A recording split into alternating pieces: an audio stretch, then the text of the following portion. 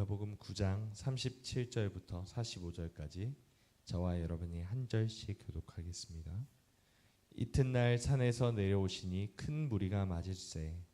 우리 중에 한 사람이 소리질러 이르되 선생님 청컨대 내 아들을 돌보아 주옵소서. 이는 내 외아들이니이다.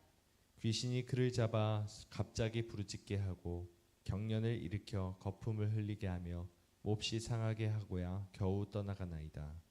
당신의 제자들에게 내쫓아 주기를 구하였으나 그들이 능히 못하더이다. 예수께서 대답하여 이르시되 믿음이 없고 패역한 세대여, 내가 얼마나 너희와 함께 있으며 너희에게 참으리요. 내 아들을 이리로 데리고 오라 하시니 올 때에 귀신이 그를 거꾸로 들이고 심한 경련을 일으키게 하는지라.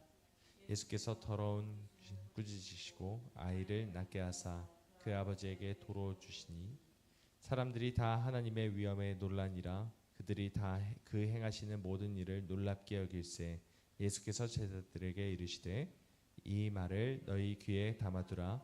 인자가 장차 사람들의 손에 넘겨지리라 하시되. 함께 읽겠습니다. 그들이 이 말씀을 알지 못하니 이는 그들로 깨닫지 못하게 숨긴 바 되었음이라. 또 그들은 이 말씀을 묻기도 두려워하더라. 아멘. 예수님께서 변화산에서 변화되신 후에 하루가 지났습니다. 그리고 산에서 내려오실 때 큰 무리들이 예수님을 맞았죠. 그 중에 한 사람이 크게 소리를 질러서 자신의 귀신 들린 아들을 고쳐달라고 예수님께 부탁을 합니다. 알고 보니 제자들이 이미 그 아들을 치료하기 위해서 기도를 하고 또 그렇게 치료를 하려고 했지만 하지 못했기 때문에 예수님께까지 찾아오게 된 것이죠. 예수님은 이 상황을 들으시고 41절과 같이 말씀하셨습니다. 믿음이 없고 패역한 세대여, 내가 얼마나 너희와 함께 있으며 너에게 참으리요. 예수님의 말씀이 상당히 강하고 격앙된 어조입니다. 왜 예수님은 이렇게 말씀하신 것일까요? 예수님은 신명기의 말씀을 자주 인용하셨는데 이 패역한 세대여라는 말도 예수님의 자신의 말씀이 아니라 신명기의 말씀을 인용한 것이었습니다. 신명기 32장은 이렇게 말씀합니다.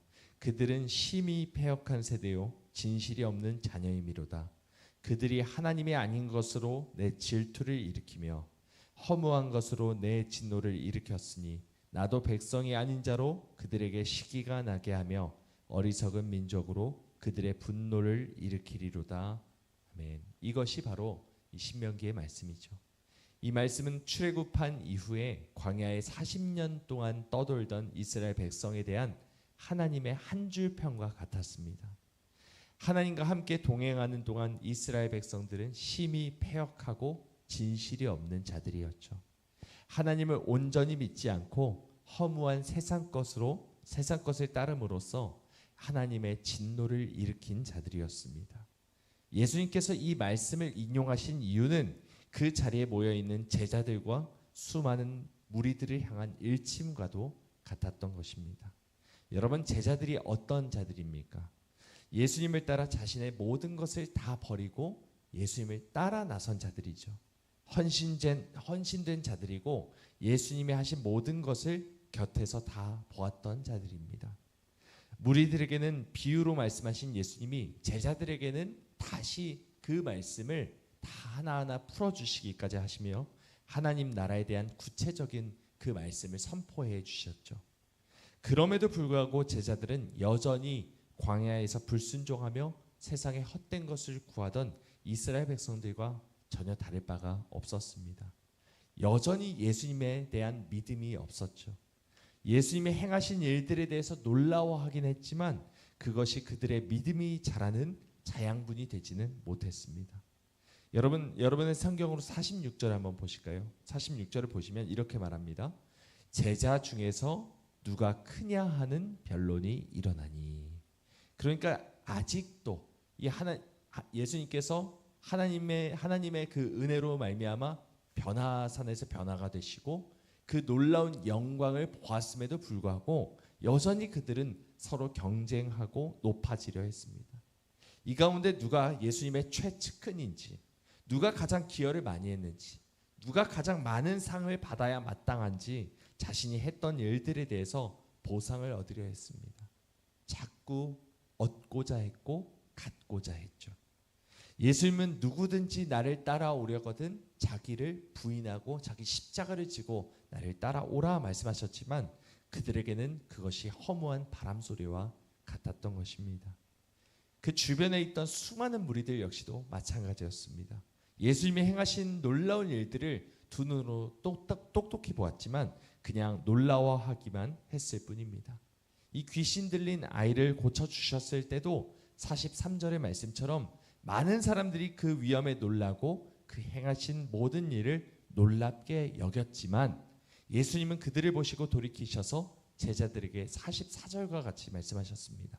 우리 44절 함께 읽어볼까요? 시작. 이 말을 너희 귀에 담아두라. 인자가 장차 사람들의 손에 넘겨지리라 하시되. 아멘.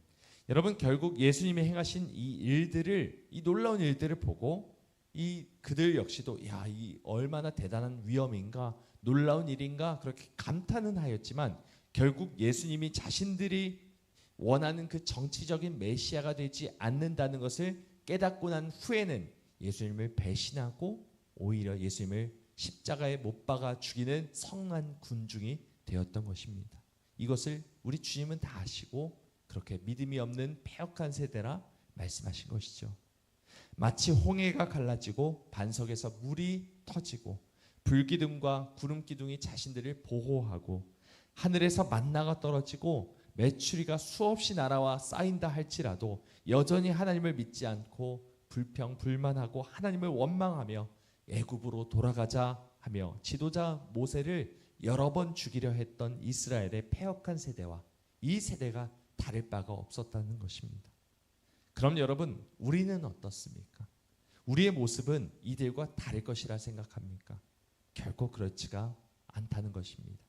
믿음이 없고 패역한 세대는 이 예수님에 대한 탄식은 사실 나를 보며 하신 말씀이라는 것을 우리가 깨달아야 합니다. 하나님의 놀라우신 일들을 맛보고 예수님의 십자가의 은혜에 감격하고 주님을 위해 살겠다라고 다짐하고 예수님의 제자로서 십자가의 길을 가겠다라고 그렇게 선언하지만 여전히 굳건한 믿음 없이 이리저리 흔들리는 나약한 모습이 우리에게 얼마나 많이 있습니까?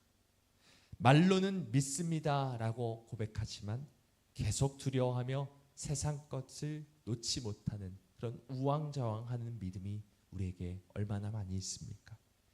우리 주님께서 가장 중요하게 생각하시는 것은 다른 것이 아니라 믿음이라는 것을 꼭 기억하시길 원합니다. 하나님께서는 우리의 믿음이 어떠한지에 가장 관심이 많으십니다. 주님 앞에 온전한 믿음을 내어드리는 우리 모두가 되기를 소망합니다. 이 믿음 없는 패역한 세대 가운데서도 칭찬받는 믿음의 소유자가 되기를 소망합니다. 우리 사도 바울이 이렇게 고백했죠. 나는 선한 싸움을 싸우고 달려갈 길을 마치고 믿음을 지켰으니 이제 후로는 나를 위하여 의의 면류관이 예비되었으므로 주 곧 의로우신 재판장이 나를 위하여 주실 것이다 라고 고백합니다. 이것이 우리의 고백이 되길, 우리의 신앙의 고백이 되길 간절히 원합니다. 하나님의 말씀에 나의 삶을 걸고 예수 그리스도의 복음에 나의 목숨을 걸고 오직 하나님의 나라를 위해 나의 전부를 온전히 바쳐드리는 우리 모두가 되기를 간절히 소망합니다.